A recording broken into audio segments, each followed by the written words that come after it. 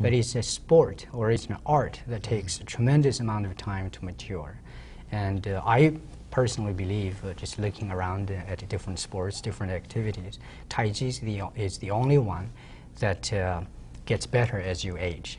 That's so true. A master once said that for the Tai Chi practitioner, life begins at 70. Really? Yeah.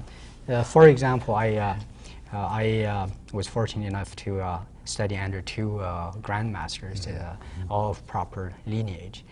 The first master I studied under was Master Hong Jun Sheng. He passed away in 1996 at the age of 90. But even at the time he passed away, just a split second before that, his mind was sharp, totally clear. And clear just like a young person. Never forgot a name, never forgot any events. Everything was totally fresh in his mind. I'm already in trouble. And my current master, Master Feng Zhiqiang, Grandmaster Feng Zhiqiang in Beijing, he's 83 years old and still goes to the park, rides bicycles. And last year I saw him carrying his wife at the back of the bicycle, going to the park and push hands. This exercise, two-person, dance around, and use power and throwing each other out, not on the ground, but out, bouncing. 83 years old. And that's amazing. So then I would not be considered too old No. to begin. I've seen many people starting at the age of 70. Yeah. There's evidence that, that shows that Tai Chi uses both sides of the brain. My understanding is that the brain is always rerouting itself. And there are studies that show that people who've had strokes and were introduced to Tai Chi, is that their recovery rate was astounding. One of the most important studies, and I remember when this first started, is that people who do Tai Chi, compared to all other exercises among our seniors, reduce the chances of falling by 50%. Oh, I've got to get involved then. By 50%. That's astounding. Yeah. We were talking earlier too about sports. I've read articles, and my students tell me that they think Tai Chi has helped their fishing, their fly fishing, their shooting is a hobby, golf, even bowling. When we were talking earlier, I fly fish, and I've reached a point in my life, young man that I am, that and you are. It's not all that critical for me to catch anything anymore.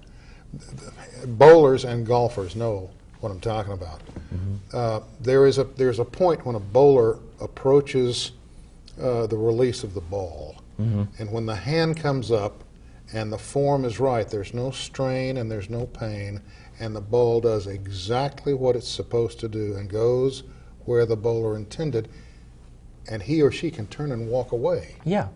The same thing with a golfer. A golfer, if he or she hits the ball and the form is correct and the contact with the ball is correct, they can literally walk away from without watching where that ball goes.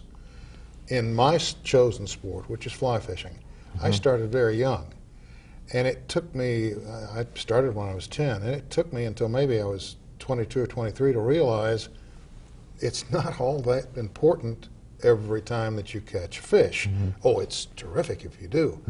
But and this is going to sound incredibly trite, and I don't mean it to, it's almost as though if you and the rod are somehow joined, if the rhythm is correct, the fly will do exactly what it's supposed to do and settle on the water in the correct manner.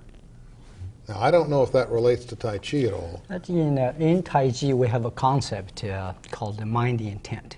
Mind intent actually is probably is the word that Westerners use as spirit. We say body, mind, and spirit.